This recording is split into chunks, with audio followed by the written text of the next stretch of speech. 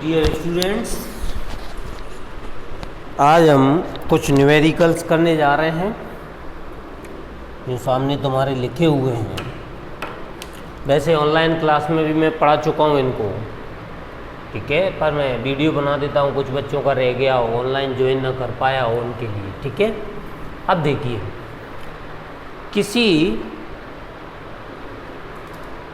किसी झील के जल का घनत्व दिया हुआ है इसमें 1.25, ठीक है।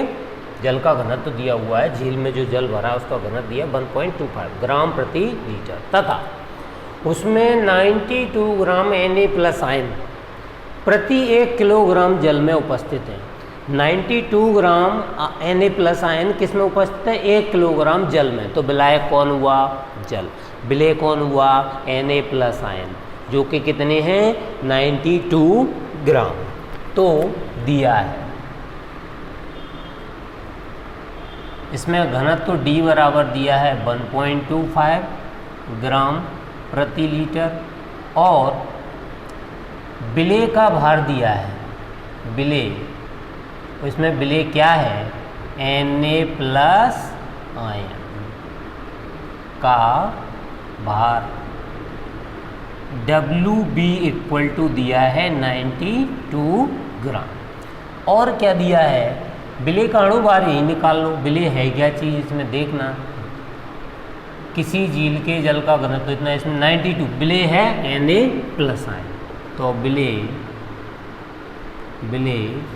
Na+ आयन का अणु भार हम निकाल लेंगे। Mb बराबर सोडियम का कितना होता है? 23 ग्राम। और क्या दिया? 1 किलोग्राम जल में उपस्थित है, मतलब विलायक जल H2O का भार या WA इक्वल टू दिया हुआ है 1 kg, और 1 kg को अपन ग्राम में कन्वर्ट करेंगे तो 1000 ग्राम। और क्या है? झील में Na+ आयनों की मोललता ज्ञात करनी है। Na+ आयन की मोललता मतलब कैपिटल M फैक्टर। फॉर्मूला क्या होता है मोललता का? मोललता कैपिटल M बराबर विलेय का भार अपॉन विलेय का अणु भार इंटू 1000 बटे विलायक का भार। विलेय का भार कितना दिया हुआ है? 92, और विलेय का अणु भार 23 इंटू 1000, और WA कितना दिया है? 1000। 1000 से 1000 कैंसिल, 23 से 1 में काट लो 4 बार, तो ये कितना आंसर आ गया? 4 मोललता है किलोग्राम मोल प्रति किलोग्राम। स्क्रीनशॉट ले लो। समझ में आ गया? कुछ भी नहीं था इस क्वेश्चन में, स्क्रीनशॉट ले लो इसका। चलिए अब आते हैं क्वेश्चन नंबर 2 पर। मैं हटाने जा रहा हूँ क्वेश्चन नंबर 1।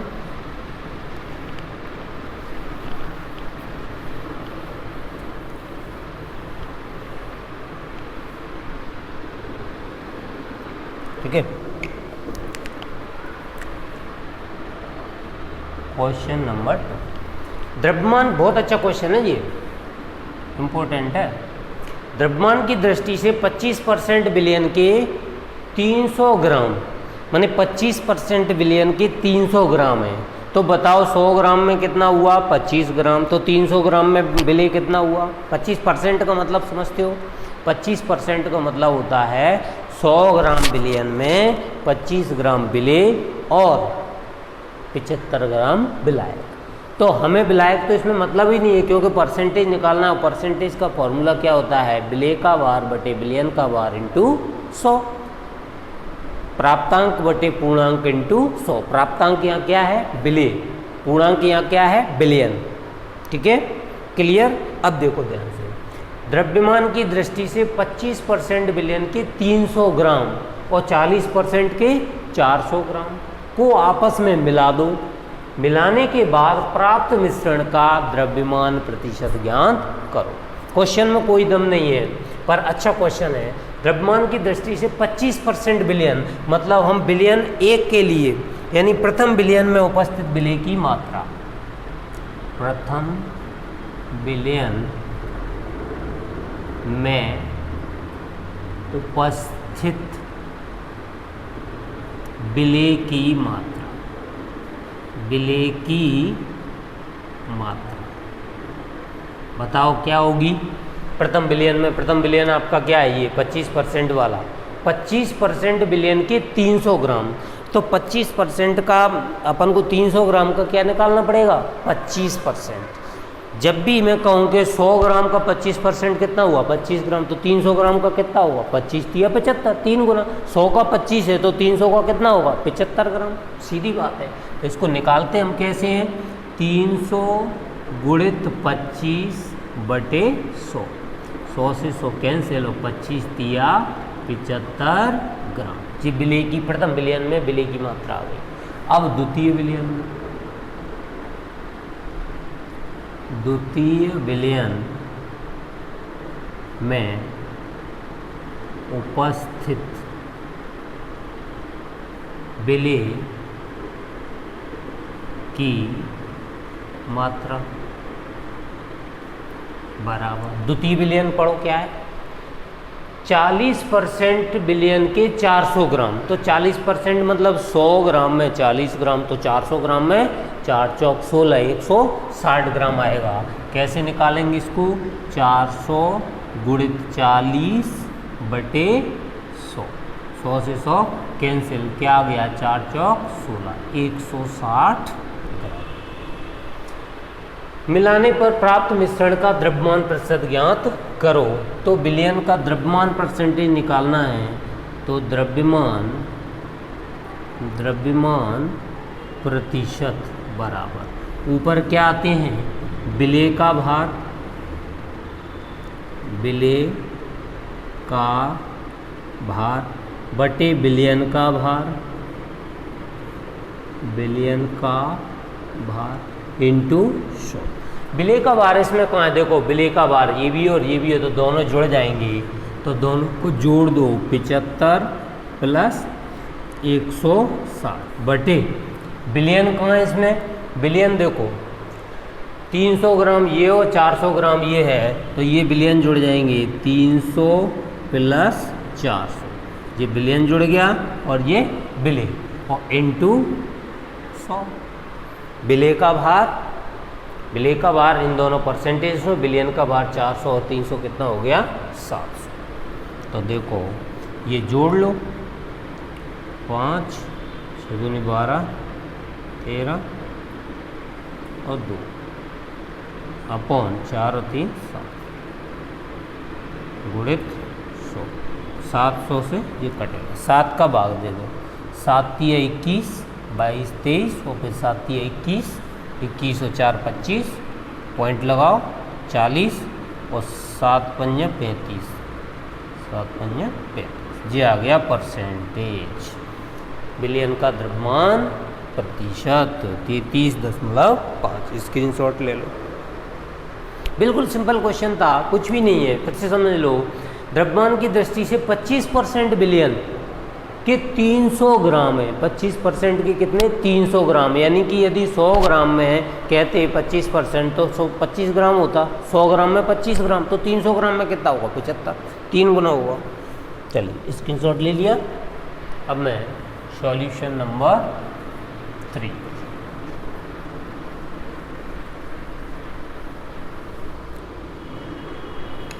निम्न विलयनों में प्रत्येक की मोलरता की गणना करो। पहला विलयन दिया है 30 ग्राम कोबाल्ट नाइट्रेट जलीय 4.3 लीटर विलयन में घुला हुआ है। तो दिया क्या है इसमें, सॉल्यूशन नंबर 3 दिया है। ये लेक्चर 22 है, आज ख़त्म हो जाएगी सेकंड यूनिट, लास्ट लेक्चर है सेकंड यूनिट का ये, ठीक है। दिया है 30 ग्राम, ये पदार्थ दिया है 30 ग्राम और लीटर में आयतन दिया 4.3, मतलब विलय है ये, तो WB इक्वल टू दिया है 30 ग्राम, और V लीटर, आयतन दिया है V लीटर में 4.3 लीटर। तो मोलरता ज्ञात करो। मोलरता का हम फॉर्मूला जानते हैं, मोलरता कैपिटल M बराबर WB/MB इंटू 1000/V/ml। लेकिन लीटर में दिया है तो इसको भी लीटर में ही कन्वर्ट रख दो, 1/V है। 1000 हट गई, लीटर में लिख दिया अपन ने। अब देखो MB हमें नहीं दिया, MB है क्या, बिले। बिले कहाँ है, कोबाल्ट नाइट्रेट, CuNO3 का वोल्टवाइज इंटू 6H2। तो हम लिखेंगे बिले, बिले क्या है, बिले CuNO3 का वोल्टवाइज इंटू 6H2O का अणुभार, अणुभार MB बराबर, कोबाल्ट का होता है 59 और नाइट्रोजन का होता है, देखो 2 गुना, नाइट्रोजन का कितना 14 और प्लस ऑक्सीजन का 16 48 प्लस 6 इंटू हाइड्रोजन का 18। इस सब को निकालोगे 291 ग्राम। रख दो M equal to WB 30, MB 291 into 1/VL 4.3। अब तुम्हें इसको सॉल्व करना है और आंसर आ जाए। M इक्वल टू, इसको हटा देना तो ऊपर 10 हो जाएगा, काट लेना और काट पीट करके आंसर आ जाएगा 0.0243। ठीक है, मोल प्रति लीटर, ये आंसर आ गया। अब देखो सेकंड, अगला इसी का दूसरा पार्ट, ये पार्ट नंबर 1 था, part number 2। 30 ml 0.5 molar H2SO4 को 500 ml तक तनु करते हैं, तब मोलरता ज्ञात करनी है। मतलब 30 ml से कितना करना है, 500 ml। तो ये तो पहला आयतन हो गया B1, ये आयतन हो गया B2, और मोलरता क्या है M1, और दूसरी मोलरता हमें फाइंड करनी है। तो एक फॉर्मूला होता है, देखो फॉर्मूला होता है M1B1 बराबर M2B2। ये आया कहाँ से, मैं यहाँ समझा देता हूँ। मोलरता का फॉर्मूला क्या होता है, WB/MB इंटू 1000/Vml। अब मान लो पहले विलयन के लिए उसने क्या दे रखा है, ये दे रखा है मोलरता पहले विलयन में, ये रही, और आयतन दे रखा है V1 दे रखा है पहले। दूसरे के लिए क्या देकर रखा है, MWB/MB इंटू 1000/V2। B1 को इधर ले आओ तो ये क्या हो जाएगा, M1B1 बराबर WB/MB इंटू 1000, समीकरण 1। देखो B1 को इधर ले आए तो M1B1 बराबर WB/MB इंटू 1000। ऐसे ही B2 को इधर ले आओ तो क्या बन जाएगा, M2B2 बराबर WB/MB इंटू 1000, समीकरण 2। ये तो दिए ही नहीं है उसने, मतलब कांस्टेंट होंगे। तो देखो राइट हैंड साइड में दोनों चीज़ें बराबर है, इसकी भी और इसकी भी, तो समीकरण 1 और 2 से क्या फॉर्मूला बन जाएगा, ये बन जाएगा कि नहीं, M1B1 बराबर M2B2। अब देखो M1 कहाँ है इसमें, ये रही 0.5 मोलर, तो M1 हो गया 0.5 मोलर इंटू B1 कहाँ है 30 ml बराबर M2 ज्ञात करनी है, और B2 कहाँ है 500 ml, 500 ml। बस इसको सॉल्व कर लो। M2 बराबर 0.5 इंटू 30/500, तो M2 बराबर आ जाएगा 0.03, और मोलरता है तो मोल प्रति लीटर। क्लियर। अब इसका स्क्रीनशॉट ले लो। कुछ नहीं है, क्वेश्चन में दम थोड़ी है, पर आ सकते हैं कोई भी क्वेश्चन, ये ज़्यादा इम्पोर्टेंट है।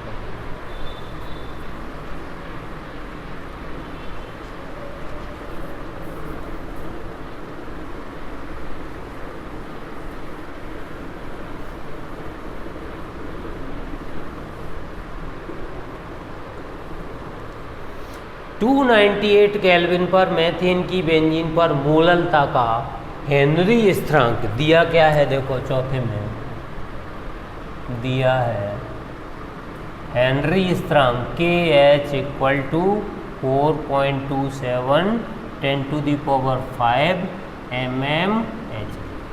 298 केल्विन ताप पर तथा 760 mmHg दाब, मतलब PA इक्वल टू 760 mmHg दाब। ये क्या दाब की इकाई होती है, mmHg, मिलीमीटर ऑफ पारा, पारे के बराबर।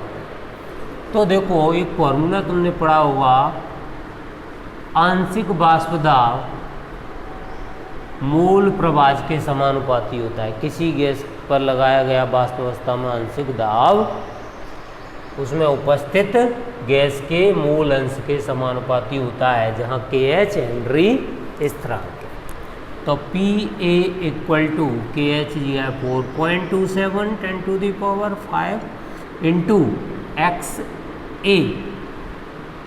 अपन को निकालना क्या था, इसमें विलेयता ज्ञात करनी है, मतलब इसमें विलेयता हमें निकालनी है, तो विलेयता क्या है XA, ये फाइंड करनी है, इंटू XA। और PA हमें क्या दे रखा है 760 mmHg। तो XA इक्वल टू 4.2 10⁵/760।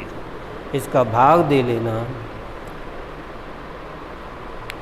नहीं ऐसा है 760/4.27 10⁵, ये नीचे आएगा, ठीक है, भाग दे लेना। तो जी XA इक्वल टू आ जाएगा 1.78 10⁻³ और XA है मूल अंश है, इसकी कोई इकाई नहीं होती क्योंकि ये समान राशियों का अनुपात होता है, ठीक है। ये तुम्हारे चारों क्वेश्चन हो गए, ये यूनिट ख़त्म हो गई है और थर्ड यूनिट मैंने चालू कर दिया ऑनलाइन, ठीक है। तो आप सब लोग ऑनलाइन पढ़िए, उससे क्या फ़ायदा है तुम्हारा, एक तो कनेक्टिविटी बनी रहती है तुम्हारी मेरे साथ, कम्युनिकेशन जो गैप होता है वो नहीं होता। हाल की हाल में पूछ लेता हूँ समझ में आया कि नहीं, तुरंत बच्चा कमेंट करके बोल देता है कि आ गया, या नहीं आया तो दोबारा से उस चीज़ को मैं समझा सकता हूँ। इसीलिए ऑनलाइन पढ़िए, 10 बजे वैसे मैं पढ़ा रहा हूँ, टाइमिंग चेंज होगी तो मैं व्हाट्सएप ग्रुप पे सबको सूचित कर दूँगा। सभी बच्चे ध्यान से पढ़ें, ओके।